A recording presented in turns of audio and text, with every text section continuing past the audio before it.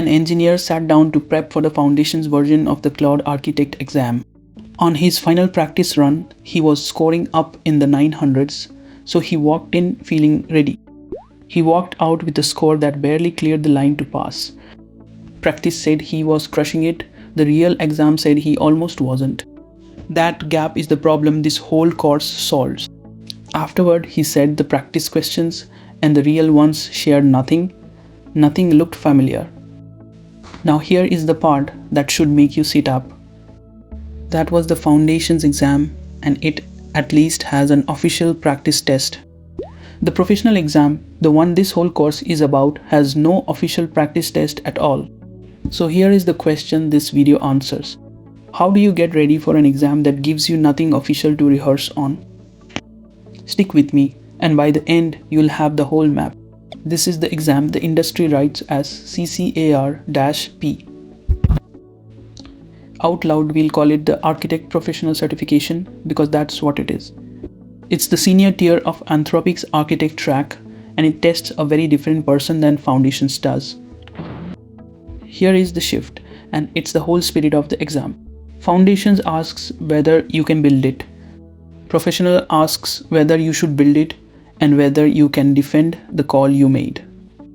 That one sentence is the spine of this whole course, so I'm going to say it more than once. On Foundations, you are the person wiring things together, the tools and the prompts and the agent. On Professional, you are the architect in the room when someone asks why you chose this and not the cheaper design. Same technology, a completely different job.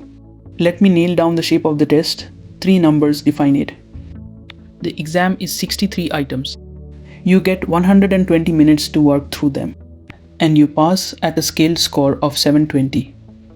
That's on the scale you see here, so 720 is just the bar you are clearing. Say them back with me: 63 items, 120 minutes, 720 to pass. Do the division and it's a little under 2 minutes a question, which matters on exam day. The questions come in 2 shapes, and the difference matters more than it sounds. Some are plain multiple choice where you pick the one best answer. Others are multiple response where you pick several. And here is the mercy. Every item tells you exactly how many to select. So you are never left guessing whether it wants one answer or 3. This multiple response format is the one Foundations people underestimate, where you lose easy points if you skim. A few logistics with the exact figures on screen, so you don't have to memorize me. There's one fee and you pay it again on every retake, so you'd rather pass first try. It's proctored either online through your camera or in person at a test center, your choice. Pass and the credentials good for a year. After that, there's a free renewal check instead of the whole exam if you don't let it lapse. Fail and the weights climb a couple of weeks, then a month, then 3 months with a yearly cap on tries. When you finish, the report shows your total score plus how you did in each domain. Only the total decides pass or fail. The domain breakdown just shows where you were weak. One honest thing up front: registration is gated behind Anthropic's partner network, so you sign up through a partner account, not off the open web. The learning is wide open, the exam guide, the docs, and this course. Every practice question here is one I wrote in the style of the real blueprint, not a leaked exam question. Those leaked questions don't honestly exist, and you shouldn't trust anyone selling them. Now the part I'm most excited about: this is your whole course in one picture. The exam splits into 7 domains, not equal in size. So this map is also your study budget. The biggest slice is integration, how Claude connects to tools and data and other systems, nearly a fifth of the exam. Right behind it is solution design, turning a messy business problem into an architecture and a pattern. Then evaluation, testing, and optimization, proving the thing works and then making it cheaper without breaking it. 2 domains tie in the middle: governance and safety, and stakeholder communication, both brand new ground Foundations never tested. There's a models, prompting, and context domain, familiar territory, except here it sits at architect altitude. And the smallest slice is developer productivity. The Claude code and team tooling, mostly review if you hold foundations.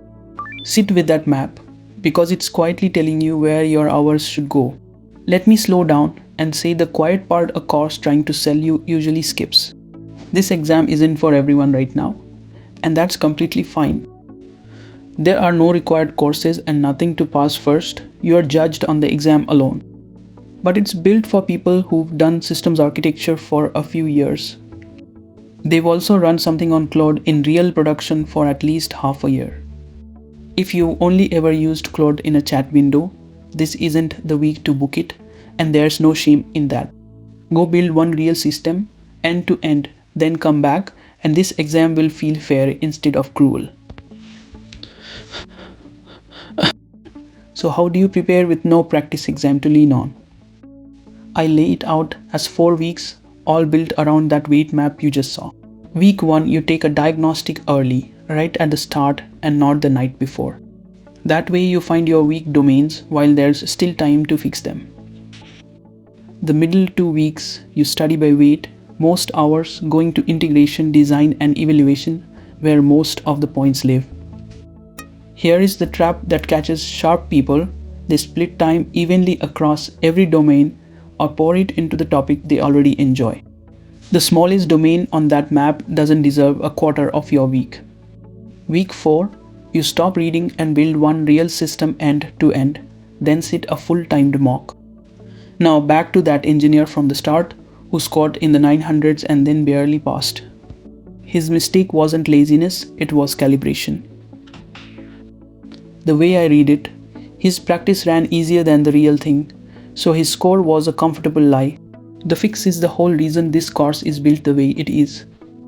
You train above the real exam's difficulty on questions that hand you a broken production system and ask for the fix. Not questions that ask you to define a word.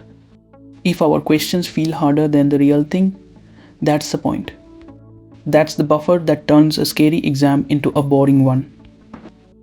So back to what we opened with, how do you prepare for an exam with nothing official to rehearse on? You build the map, you spend your hours by weight, you practice harder than the test, and you walk in already knowing you are ready. Next, we start at the top of that map with the very first decision an architect has to make.